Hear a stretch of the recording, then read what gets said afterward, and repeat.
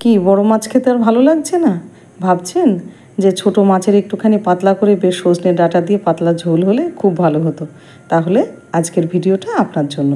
আজকে সেই রকমই একটা মাছের রেসিপি আপনাদের সামনে শেয়ার করেছি। নমস্কার, কেমন আছেন সবাই? নিশ্চয়ই খুব ভালো আছেন। বাসন্তী রান্নাঘরে সবাইকে স্বাগত। আজকে আপনাদের সামনে নিয়ে এসে হাজির করেছি একদম হেলদি এবং টেস্টি হালকা পাতলা একটা মাছের ঝোলের রেসিপি, সজনে ডাঁটা, আলু এবং উচ্ছে দিয়ে। আশা করি ভিডিওটা আপনাদের ভীষণ ভালো লাগবে। আর ভালো লাগলে অবশ্যই চ্যানেলটাকে সাবস্ক্রাইব করে নোটিফিকেশান বেলটা অন করে রাখবেন, যাতে বাসন্তী রান্নাঘরের ভিডিও সবার আগে আপনার কাছে পৌঁছায়। তাহলে চলুন কী কী লাগছে একবার দেখে নিই। এখানে 4 পিস বাটা মাছ পরিষ্কার করে ধুয়ে নিয়েছি। আর এখানে নিয়েছি লম্বা লম্বা করে আলু কেটে নিয়েছি, ঠিক এইভাবে নিয়েছি। উচ্ছেগুলো ঠিক এরকম লম্বা করে কেটে নিয়েছি। এটা উচ্ছে নয়, করলা। সজনে ডাঁটা নিয়েছি আর একটু লঙ্কা এবং আদা। প্রথমে মাছটাকে লবণ এবং একটু হলুদ দিয়ে ভালো করে মাখিয়ে মোটামুটি 15 মিনিট রেখে দেবো। মাখানো হয়ে গেছে। এবার তৈরি করব একটা ভাজা মশলা। তার জন্য কড়াইতে দিয়ে দিলাম 1 চামচের একটু বেশি গোটা জিরে, এবং জিরেটা ভালো করে ভাজবো যাতে পুড়ে না যায়, সেদিকে খেয়াল রাখতে হবে। সুন্দর একটা গন্ধ বেরিয়ে গেলে জিরেটাকে আমি নামিয়ে রেখে দেবো। জিরেটা ভাজা হয়ে গেছে এবং কড়াইতে দিয়ে দিলাম খানিকটা সর্ষের তেল। আপনারা চাইলে সাদা তেলও ব্যবহার করতে পারেন, কিন্তু মাছ সবসময় কিন্তু সর্ষের তেলেই বেশি স্বাদ হয়। তেলটা গরম হয়ে গেছে। এবার এক এক করে মাছগুলো দিয়ে দেবো। ছোট কড়াই, ওই জন্য 4টে একসঙ্গে ধরবো না, 3টেই দিয়ে ভাজলাম। এবার মাছগুলো এপিট ওপিট করে বেশ লাল লাল করে ভেজে নেবো, যেন পুড়ে না যায় মাছটা। আর এখানে আমি বাটা মাছ নিয়েছি। আপনারা চাইলে অন্য মাছও ব্যবহার করতে পারেন, তবে ছোট মাছ খেয়ে দেখবেন এইভাবে ভীষণ ভীষণ ভালো লাগে। উচ্ছে দিয়ে এবং সজনে ডাঁটা দিয়ে আলু দিয়ে পাতলা করে এভাবে গরমের মধ্যে যদি আপনি মাছের ঝোল খান, তাহলে মুখে লেগে থাকবে আপনার। মাছগুলো ভাজা হয়ে গেছে। এবার এক এক করে তুলে নেব। দিয়ে আর একটা মাছ আছে, সেটাও ভেজে নেব। এই মাছটাও ভাজা হয়ে গেছে, তুলে নিলাম। এবার ওই তেলে আরেকটু তেল দিয়ে তেজপাতা, শুকনো লঙ্কা এবং গোটা জিরে ফোড়ন দিয়ে দিলাম, এবং ফোড়নটা ভালো করে ভাজতে দেব। ফোড়নটা ভাজা হয়ে গেছে।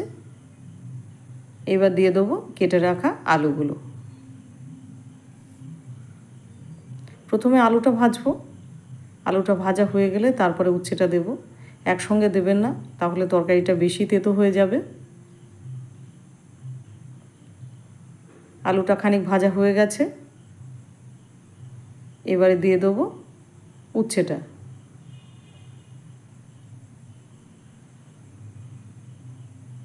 উচ্ছে বেশি দিলে কিন্তু তরকারিতে তেতো হয়ে যাবে। আমি এখানে 2টো উচ্ছে ব্যবহার করেছি, 2টো বড় সাইজের উচ্ছে ব্যবহার করেছি। এবার উচ্ছে এবং আলুটাকে দিয়ে আবার ভালো করে খানিকটা ভেজে নেবো। এটা ভাজতে থাক, ততক্ষণে একটা মশলা বানিয়ে নিই। দিয়ে দিলাম কয়েকটা কাঁচা লঙ্কা এবং 2 থেকে 3 টুকরো আদা। আপনারা যে যেরকম লঙ্কা খাবেন সেই বুঝে ঝাল দেবেন। একটা মিডিয়াম সাইজের টমেটো কেটে দিয়ে দিলাম।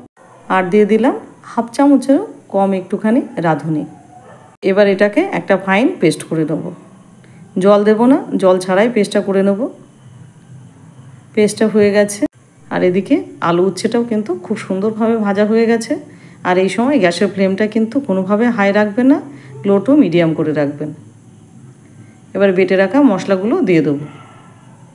দিয়ে মোটামুটি 5 থেকে 7 মিনিট মশলাটাকে দিয়ে ভালো করে কষিয়ে নেব। আমি নুন হলুদ কিছুই ব্যবহার করিনি এখনও। এবারে দিয়ে দেবো লবণ স্বাদ অনুসারে। দিয়ে দেবো 1 চামচ হলুদ। দিয়ে আবার মোটামুটি 5 মিনিট এটাকে ভালো করে কষিয়ে নেব। এবার একটুখানি কাশ্মীরি লঙ্কা গুঁড়ো দিয়ে দিলাম, জাস্ট কালারের জন্য। আপনারা চাইলে দিতেও পারেন, না দিতেও পারেন। এই ঝোলটা একটু সাদা সাদাই হয়। এবার এটাকে দিয়ে ভালো করে কষিয়ে নেব। সুন্দর করে কষানো হয়ে গেছে। এবার দিয়ে দেবো সজনে ডাঁটাগুলো। সজনে ডাঁটাগুলো আগে থেকে দেবেন না, যেহেতু কচি ডাঁটা সেহেতু আগে থেকে দিলে ডাঁটাগুলো পুড়ে যাবে। এবার ডাঁটা দিয়ে আরও মোটামুটি 5 থেকে 7 মিনিট কষিয়ে নেব। আর এই কষানোর কাজটা যত ভালো করে করবেন তরকারির টেস্টটা কিন্তু ততই ভালো হবে। এবার দিয়ে দেবো জল। এখানে মোটামুটি আমি 2 বাটি জল ব্যবহার করেছি। এবার জলটা দিয়ে এটা মিনিট 15 জন্য ঢাকা দিয়ে দেবো। 15 মিনিট হয়ে গেছে, ঝোলটা ফুটে গেছে এবং অনেকটাই কমে গেছে। এবার দেখে নিই আলুগুলো সিদ্ধ হয়েছে নাকি। ঝোলটা দেখেই খেতে ইচ্ছা করছে। যারা ভাবেন রিচ খাবো না, একটু হালকা পাতলা, গরমের সময় একটু হালকা ঝোল, তাদের জন্য কিন্তু একদম সেরা খাবার এটা। এই গরমে মাস্ট ট্রাই, বাড়িতে কিন্তু অবশ্যই ট্রাই করবেন, অসাধারণ খেতে লাগে। এবার মাছগুলো দিয়ে দেবো। মাছগুলো দিয়ে মোটামুটি 6 থেকে 7 মিনিট আর একটুখানি ফুটিয়ে নেব।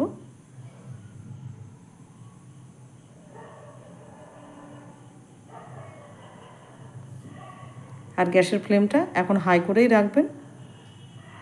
এবার দিয়ে দেবো যে ভাজা মশলাটা করলাম সেইটা মোটামুটি 1.5 চামচ। মশলাটা দিয়ে আবার একটুখানি নাড়াচাড়া দিয়ে মোটামুটি 5 মিনিট মতো আরও রান্না করব। আর এই রকম মাছের ঝোল কার কার খেতে ভালো লাগে অবশ্যই সেটা কমেন্ট সেকশানে লিখবেন। আর আমি এখানে বাটা মাছ দিয়ে করেছি, আপনারা চাইলে রুই, কাতলা, তেলাপিয়া যে কোনো মাছ দিয়ে এভাবে ঝোল করতে পারেন। অসম্ভব ভালো লাগে খেতে। আপনি যতক্ষণ না করছেন ততক্ষণ কিন্তু এর টেস্টটা পাবেন না। এবার গ্যাসের ফ্লেমটা অফ করে দেবো। তাহলে রেডি হয়ে গেল আমাদের একদম সুপার হেলদি এবং টেস্টি বাটা মাছের ঝোল, সজনে ডাঁটা, আলু এবং উচ্ছে দিয়ে। ভিডিওটা আপনাদের কেমন লাগলো? আশা করি ভীষণই ভালো লেগেছে, তাই না? এই গরমের মধ্যে যদি সুস্থ থাকতে চান, ভালো থাকতে চান, তাহলে কিন্তু এই রকম খেতেই হবে। আর হ্যাঁ, এটা তো বলতে ভুলেই গেছি, আপনারা কোথায় থেকে আমার ভিডিওটা দেখছেন।